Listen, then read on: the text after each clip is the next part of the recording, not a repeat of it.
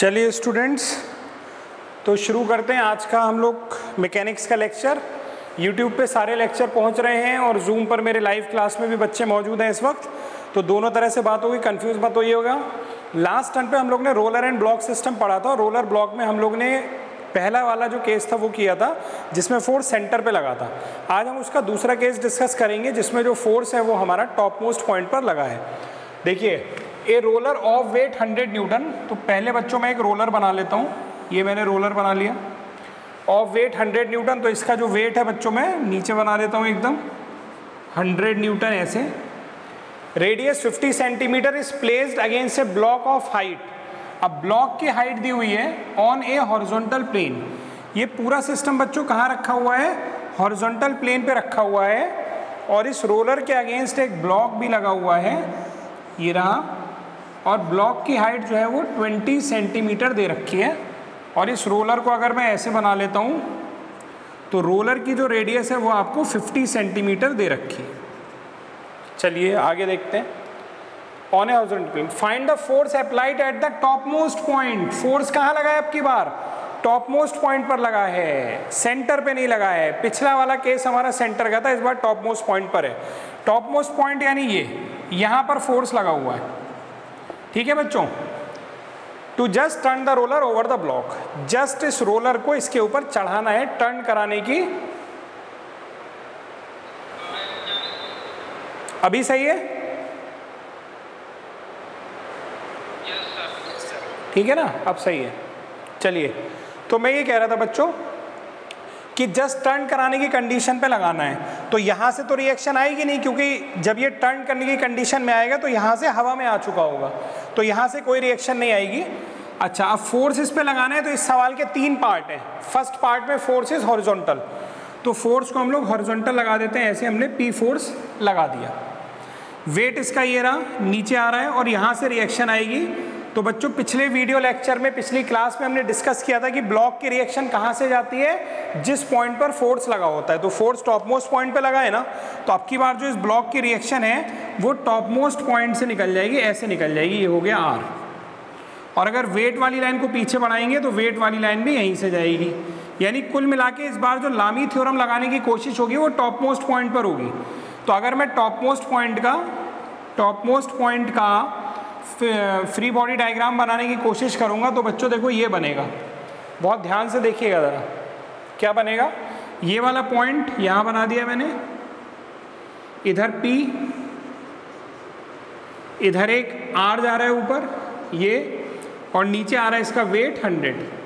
मैंने पिछली क्लास में भी आपको बताया था कि हमें सारी जो मेहनत करनी रहती है वो R के एंगल के लिए करनी रहती है। P का एंगल तो हमें सवाल में वो बताते हैं। तो P का एंगल आप चेक कर लो। देखो P का एंगल की ज़रूरत ही नहीं, वो तो ऑलरेडी हॉरिजॉन्टल है। हमें केवल R का एंगल चाहिए। किसी को याद है मैंने क्या बताया था? अगर टॉप मोस्ट केस में लगता है तो R का एंगल Y से क्या होता है, बताइए? किसी को याद है? चलिए, तो पिछले वीडियो लेक्चर में मैंने आपको एक टेबल बनवाई थी। उस टेबल के हिसाब से R का एंगल Y से मैंने उसमें कितना लिखा था बच्चों? α/2। और अल्फा कैसे निकलेगा? अल्फा के लिए फॉर्मूला बताया था, cos alpha is equal to R minus H upon R। R minus H upon R। तो रेडियस कितनी दी हुई है आपको? रेडियस आपको दी हुई 50। हाइट कितनी दी है? 30 नहीं, हाइट दी है 20/50। यानी cos अल्फा बराबर आ गया 30/50। तो अल्फा की वैल्यू कितनी आएगी? जल्दी से कैलकुलेट करके मुझे चैट में लिख के भेजिए। चलिए, और बाकी लोग ज़रा यहाँ देखें, अगर मैंने बताया था उस दिन कि कैसे आया था ये α/2, फिर से एक बार देख लो। इसको सेंटर में मिलाओ और इसको सीधा यहाँ मिलाओ। आपको याद होगा मैं इस लाइन का नाम क्या बोलता हूँ? मैं बोलता हूँ, जिन्होंने पिछला वीडियो लेक्चर सही से देखा है वही इस क्लास को कर पाएंगे। तो बच्चों रिक्वेस्ट है, लेक्चर नंबर 14 देख लीजिएगा, तब इस क्लास को अच्छे से समझ में आएगा। चलिए, तो मैंने क्या बताया था कि इसको मिलाएंगे सेंटर पर और इसको मिलाएंगे सीधे उस लाइन पर जिससे रिएक्शन नहीं आई है। यहाँ से रिएक्शन आनी चाहिए थी ना, लेकिन ये हवा में है इसलिए रिएक्शन नहीं आई है। तो यहाँ से, हाँ, तो यहाँ से इसको मिलाएंगे। अब ये वाला एंगल निकालने की कोशिश करेंगे। तो ये एंगल को अल्फा लिखता हूँ मैं। आपको ध्यान होगा ये वाली डिस्टेंस मैंने कितनी बताई थी, r रेडियस हो गई, और ये डिस्टेंस अगर आप ढूंढने चलोगे तो भाई ये पूरा क्या है, रेडियस r, और ये क्या है नीचे, ये है इसकी हाइट h। तो ऊपर कितना बचा भाई, ये पूरा तो r है ना, ये पूरा क्या है, ये पूरा r है, तो r में से h माइनस करोगे तो ये वाली हाइट आ गई r माइनस h। तो cos अल्फा का ये वाला एंगल इस फॉर्मूले से आता है, ये पिछले में बहुत डिस्कस किया था मैंने। अगर ये अल्फा तो ये अल्फा बाई 2, क्यों, क्योंकि देखो सेम आर्क से सेंटर पर बना एंगल अल्फा है, तो उसी आर्क से सरकमफेरेंस पे बना एंगल हाफ होता है, तो अल्फा बाई 2, तो ये सामने वाला एंगल भी क्या होगा, अल्फा बाई 2। और मैंने वहाँ एक टेबल बनाई थी, उस टेबल में मैंने आपसे कहा था ये आप अपने दिमाग में कैलकुलेट करके रखिए, तो भी हम इसको डायरेक्ट अल्फा बाई 2 लिख सकते हैं, कोई ज़रूरत नहीं है ट्राइंगल वाइंगल बनाने की। आपको कॉन्सेप्ट सिखाता रहूँगा, लेकिन एग्जाम में टाइम बचाना है तो ट्रिक भी सीखनी है। तो ये वाला एंगल जो बच्चों निकल के आया है, मुझे कुछ बच्चों ने जवाब दिया है, ये 53.13 आ रहा है। तो हमें क्या चाहिए, अल्फा बाई 2 चाहिए, तो इसको हाफ कर दीजिए, फिर 53.13 डिवाइडेड बाई 2, जल्दी बताइए कितना आ रहा है, जल्दी बताइए। चलिए, तो जब हम इसको हाफ कर लेंगे बच्चों, तो ये एंगल हाफ होने के बाद आ रहा है, क्योंकि हमें तो अल्फा बाई 2 चाहिए ना, तो ये आ रहा है 26.56। ये एंगल ये वाला हुआ ना, तो मैं यहाँ मिटा करके, ये तो R है, यहाँ मिटा करके लिख देता हूँ बच्चों क्या, 26.56। अब इस पर इजीली लामी थ्योरम लग सकती है, बहुत आराम से इस पर लामी थ्योरम हम लोग लगा सकते हैं। चलिए लगा लेते हैं भाई। ये वाला 90 हो गया, ये वाला 90 हो गया, और ये वाला 90 हो गया। हमें ये एंगल और चाहिए, तो पूरे 90 में से 26.56 माइनस कर दीजिए, आ जाएगा। तो मैं कर देता हूँ 90 माइनस 26.56, 63.44, 63.44। अब इस पर हम लोग को लामी थ्योरम लगानी है, तो बड़े इजीली लग जाएगी। ये मिटा देता हूँ ज़रा मैं, और यहाँ पर लामी थ्योरम का लिख देता हूँ। चलो, तो P अपॉन कितना हो जाएगा बच्चों, R और 100 के बीच का ये टोटल एंगल कितना हो गया, 90 प्लस 63, यानी sine 153.44 is equal to 100 upon sine P और R के बीच का एंगल, ये पूरा एंगल, तो 90 और 26.56, ये कितना हो गया, 116.56। यहाँ पे सारी वैल्यू रखना, P की वैल्यू आ जाएगी। R इसलिए नहीं निकालना क्योंकि R पूछा नहीं है उसने, मन करे तो तुम्हारा तुम निकाल लेना, उसने तो फोर्स ही पूछा था ना। देखो सवाल में क्या पूछा है, find the force applied, P पूछा था उसने।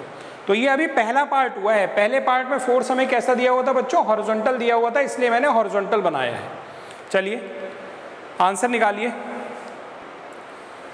तो बच्चों इसका आंसर जो सॉल्व करके आ रहा है, यहाँ लिख दे रहा हूँ, ये आ रहा है 49.98 न्यूटन। यूनिट लिखना ना भूलिएगा, मैं भूल भी जाता हूँ कभी कभी। ठीक, ये पहला केस था जब हॉरिजॉन्टल था। दूसरा केस देखते हैं बच्चों। दूसरे केस में दिया हुआ है force is at 30 degree upward with the horizontal. तो अब की बार जो फोर्स P है ना हमारा, वो हॉरिजॉन्टल ना हो करके बल्कि हॉरिजॉन्टल से 30 डिग्री पर है, अपवर्ड कह रहा है, इसलिए मैंने ऊपर बनाया, डाउनवर्ड कहता तो नीचे बनाता।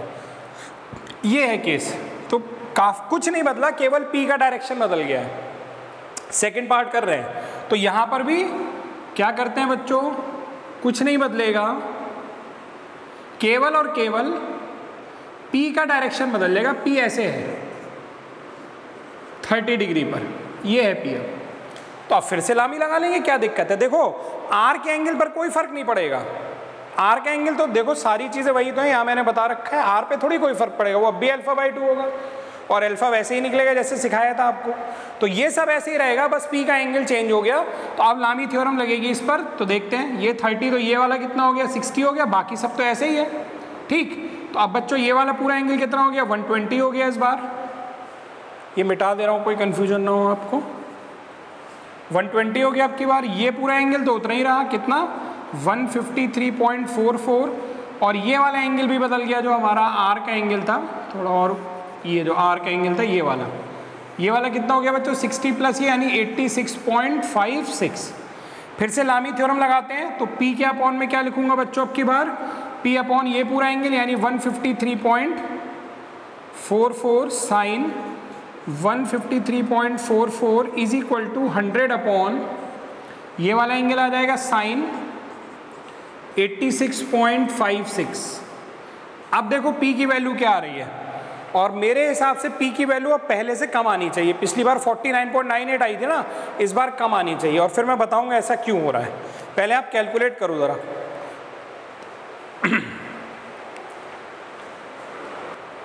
देखिए बच्चों, एक बात समझिए कि पिछले वाले केस में जब P हॉरिजॉन्टल था तब हमारा आंसर आया था कितना, तब आंसर मेरा आया था इतना 49.98, तब ये आंसर आया था। अभी आंसर उससे कम आया, सही भी है, होना भी चाहिए।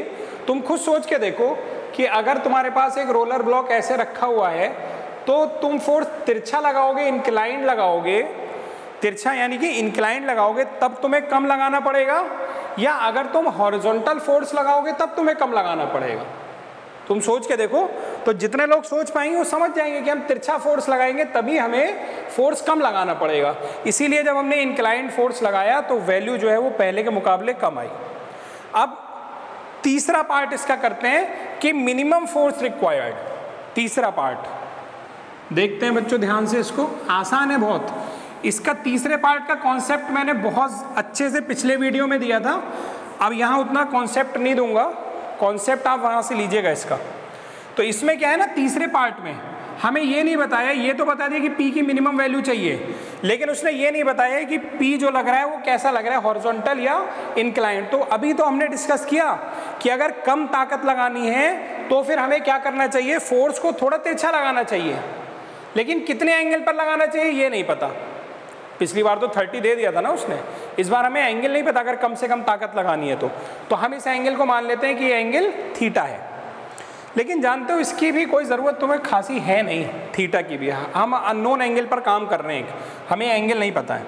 लेकिन मैंने आपको ये बताया था कि P मिनिमम के केस में P और R के बीच का एंगल कितना होगा, 90 डिग्री होगा। क्यों होगा, पिछले वीडियो में जाकर के देख लेना, फुल कॉन्सेप्ट दिया है उसमें मैंने।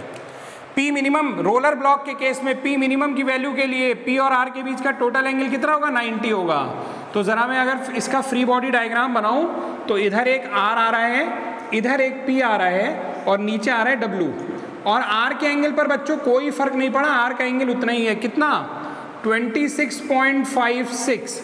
और P और R के बीच का टोटल एंगल कितना है बच्चों, 90। क्यों, क्योंकि P मिनिमम की बात हो रही है। तो भाई ये वाला एंगल निकल आएगा कि नहीं निकल आएगा, 90 में से इसको माइनस कर देते हैं। तो मैं कर देता हूँ ज़रा, 90 में से माइनस, 90 माइनस 26.56, 63.44। ये वाला जो एंगल आया ये बच्चों आ गया 63.44। अब लामी थ्योरम तो आराम से लग जाएगी, अब थोड़ी कुछ बचा इसमें। चलो ये एंगल कितना हो जाएगा, 90 में से इसको माइनस करो, ये आ जाएगा 26.56। ये पूरा 90 है, ये पूरा 90 है, और अगर ये वाला एंगल निकालने की कोशिश करें तो 90 में से 26.56 माइनस करिए तो ये आ जाएगा 63.44। अब आप इजीली इस पर लामी थ्योरम लगा सकते हैं। इतनी बात समझ में आई, लेकिन ये ट्रिक लगाओगे तो जल्दी हो जाएगा सवाल। तुम्हें केवल ये लिखना है, for minimum value of P the angle between P and R must be 90 degree. और बहुत कॉन्सेप्ट से अगर दिखाना होगा तो पिछले वीडियो में जाकर देख लेना। अब इस पर अगर मैं लामी थ्योरम लगाने की बात करूं बच्चों तो चलो लगाते हैं। तो क्या लिखूंगा, P मिनिमम अपॉन ये पूरा एंगल, ये पूरा एंगल कितना हो गया, sine 153.44 is equal to, weight इसका कितना दिया था बच्चों, 100 न्यूटन दिया हुआ था ना, तो 100 अपॉन कितना एंगल हो जाएगा बच्चों, अब की बार देखो तो P और R के बीच का तो 90 है, साइन 90। तो P मिनिमम की वैल्यू कितनी हो गई जानते हैं, 100 मल्टीप्लाइड बाई, चलो तुम निकाल लेना, तुम कैलकुलेटर से निकाल लेना, निकालो जल्दी से।